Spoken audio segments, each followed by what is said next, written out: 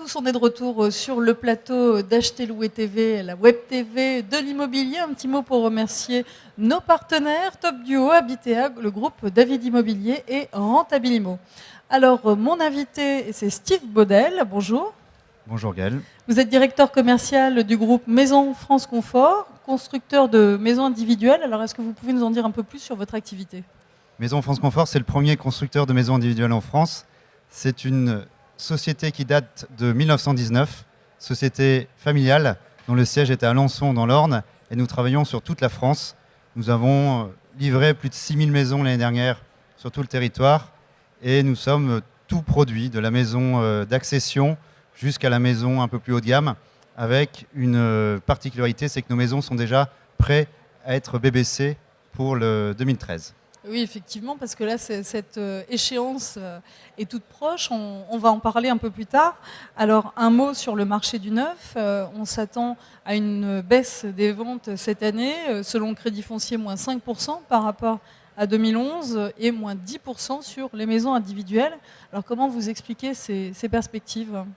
Alors déjà, il faut relativiser les moins 10% par rapport à 2011, qui était une année très, très forte en demande de maisons individuelles. Souvenez-vous, nous avions une conjonction de différents facteurs qui étaient très forts, une forte demande qui est toujours là, des taux d'intérêt très bas, ils le sont encore. Il y avait encore des reliquats d'aide, souvenez-vous du pass foncier, souvenez-vous du prêt à taux zéro qui était doublé. Donc effectivement, l'effet de base par rapport au début de l'année 2011 n'est pas évident. Maintenant, nous sommes dans une année électorale, 2012, qui est particulière celle-ci parce qu'en plus, nous avons une conjonction d'un reliquat de crise qui n'est pas évident pour nos concitoyens. Et nous sommes dans une année changement réglementaire. Donc cette conjonction de facteurs fait qu'effectivement, on peut penser que l'année sera un peu plus difficile que 2011. Maintenant, ce qu'il faut bien avoir en tête, c'est que la demande est là. Les ménages français ont plutôt envie d'accéder à la propriété que de rester locataires. Surtout dans une période un peu compliquée comme celle-ci. Eh bien, les Français réfléchissent et se disent à la retraite, est-ce que je préfère être locataire et être dépendant de mon propriétaire et payer mes charges, ou avoir amorti mon bien, avoir un vrai patrimoine et ne plus avoir à rembourser de mensualité? Les Français ont compris qu'il faut encore devenir propriétaire aujourd'hui. Et la maison individuelle, ça reste encore le logement préféré des Français qui préfèrent avoir un bout de jardin, avoir une maison de 90-95 mètres carrés dans laquelle on peut loger sa famille et recevoir ses amis. Oui, et puis vous l'avez dit, la retraite, en plus, les perspectives sont relativement incertaines, donc il est peut-être plus que jamais important de se constituer un patrimoine immobilier plutôt que d'être locataire. D'être locataire et de ne pas se laisser dicter par les propriétaires. Tout à fait. Alors, vous en avez parlé, vous l'avez évoqué, on a vu la suppression d'un certain nombre de dispositifs ou la restriction d'un certain nombre de dispositifs d'accession à la propriété, d'aide à l'accession à la propriété. Je pense au PTZ+, éco-PTZ+, le cellier, ce genre de choses. Alors, est-ce qu'il y a des choses qui ont bien fonctionné ? Quel bilan, finalement, vous tirez de toutes ces mesures ? Le PTZ+ existe depuis 1915. Alors, le PTZ+, on est dans un jargon, c'est le prêt à taux zéro. Oui. C'est de permettre à des jeunes accédants de pouvoir devenir propriétaires. Donc, c'est un dispositif qui existe depuis 1995 et qui marche très bien. Preuve en est, il a été conforté malgré le rabot, entre guillemets, des différentes aides en 2012. Il était conservé pour le neuf. Preuve que véritablement, c'est une aide. Il y avait un autre dispositif qui marchait bien, qui avait pris son essor, c'était le pass foncier. Il n'existe plus. Maintenant, je sais que certaines collectivités aimeraient pouvoir continuer ce mix qui était très intéressant, où la collectivité aidait les ménages également à devenir accédants à la propriété. Maintenant, il reste encore des très bonnes opportunités sur 2012. Les taux d'intérêt sont encore relativement bas. On n'est pas dans l'inflation qu'on pensait avoir de la part des banques. Elles ont quand même bien digéré les différents dispositifs qui sont BAL 3, les impositions. Donc il reste encore des dispositifs. Le cellier n'existe presque plus pour l'investissement, mais chez Maison France Confort, c'est 93% d'accession à la propriété. Donc nous sommes encore assez sereins sur 2012. D'accord, donc sur le cellier, vous pouvez faire un petit rappel. Là, ce sont les derniers mois finalement pour pouvoir profiter de ces opportunités. C'est les derniers mois pour pouvoir profiter d'un dégrèvement fiscal. Maintenant, il y a encore des opportunités pour également faire un investissement locatif sans forcément avoir un dispositif fiscal qui les aide. C'était une aide relativement importante pour nos clients. Maintenant, la demande de logement est telle que même sans le dispositif fiscal Cellier, l'investissement locatif reste une bonne opération. Alors en effet, les grandes majorités des Français souhaitent être propriétaires et on nous annonce depuis quelque temps une France de propriétaires. Or, on est toujours à 58%, ce qui est relativement faible par rapport à un certain nombre de nos voisins européens. Comment vous expliquez ça? Qu'est-ce qu'il faudrait pour débloquer le système finalement? Alors, vaste programme Oui. sur lequel planchent nos candidats actuellement. La France de propriétaires, elle était souhaitée, elle n'est pas au rendez-vous. Maintenant, il y a quand même eu un plan de relance qui nous a permis aux Français quand même de devenir propriétaires. On a quand même construit des logements.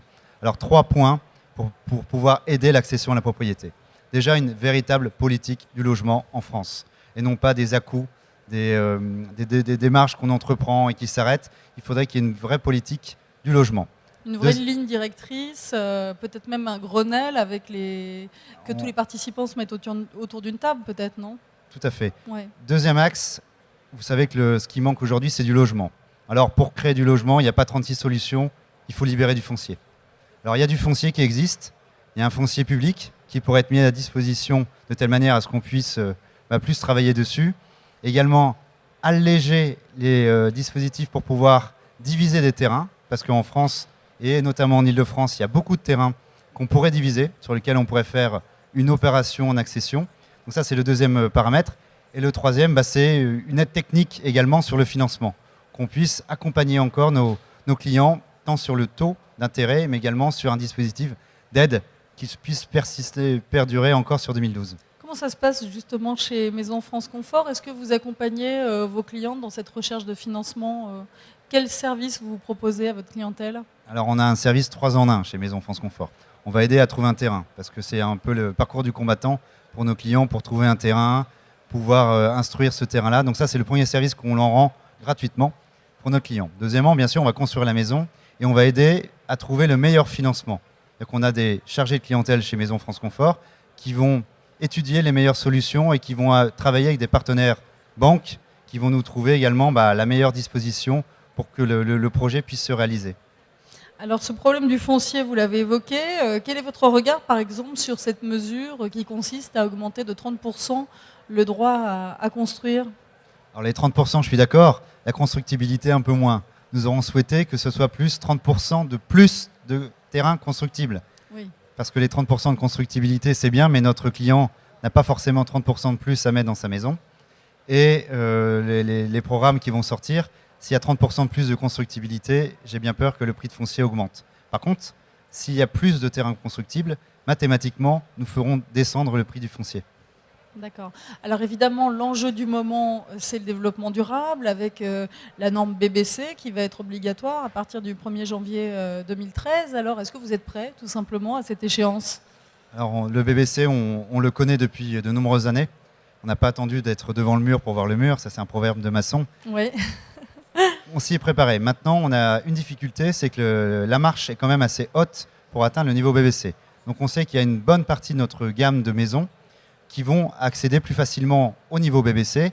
Et il y a une autre gamme de maisons qui vont se situer dans des zones climatiques un peu plus rudes, pour lesquelles, là, les exigences seront un petit peu plus difficiles. Donc il y aura un investissement. Maintenant, le vrai calcul qui doit être fait pour un ménage lorsqu'il veut une maison BBC, c'est de se dire, si j'investis un peu plus dans ma maison, quelque part, j'aurai un retour sur investissement sur les économies d'énergie. Donc quelque part, faisons-le maintenant, parce que derrière, ça me servira pour moi et pour le bien que je vais transmettre à mes enfants, que je vais revendre derrière. La facture énergétique, elle est réellement considérablement allégée lorsqu'on est en BBC? Alors on construit, nous, des maisons BBC depuis 2006 à peu près. Donc on a des retours sur consommation. Il y a une véritable prise en considération du logement. Donc le client qui habite dans une maison BBC va faire un peu plus attention. Et de facto, comme elle est très bien isolée, ça c'est un des premiers postulats de base, quand une maison est bien isolée, on est moins tenté de vouloir la chauffer parce qu'elle monte plus vite en température. En 2012, on espère atteindre un niveau beaucoup plus important de maisons BBC. On a juste une problématique, c'est que les moteurs de calcul ne sont pas encore prêts. Et oui, c'est ça. Donc nous avons une position un peu attentiste vis-à-vis des derniers moteurs de calcul qui ne nous aident pas pour le moment. Oui, ça c'est un gros problème pour les constructeurs, les moteurs qui ne sont toujours pas disponibles. On sait qu'il y a un niveau à atteindre, mais on ne nous donne pas le chemin pour l'atteindre. Donc on peut aller tout droit, mais c'est dommage. Ce qu'on veut, nous, c'est le meilleur rapport qualité-prix pour nos clients. Ce n'est pas la peine de sur-isoler la maison si le niveau BBC peut être atteint. Ce qu'il faut, c'est le juste prix, la juste qualité. D'accord. La prochaine étape au niveau développement durable, c'est la maison à énergie positive, c'est ça? Vous avez des projets dans les tiroirs? Alors tout à fait. Nous sommes une entreprise qui se projette. Ça fait 92 ans que nous travaillons sur la maison individuelle, donc on doit aussi se projeter sur les années à venir. Et nous avons travaillé sur une maison à énergie positive qui va elle-même recharger une voiture électrique. L'idée, c'est de rester sur un des aspects du Grenelle premier qui était zéro CO2. Donc nous avons une maison qui est très bien isolée, de telle manière à ce qu'elle ne consomme presque rien. Et en plus, nous avons associé une voiture électrique de telle manière à ce que nous puissions répondre d'une manière globale à l'enjeu qui est vivre et se déplacer autrement aujourd'hui, en 2012. Il faut intégrer ces paramètres-là et ne pas s'arrêter à la maison individuelle et la voiture.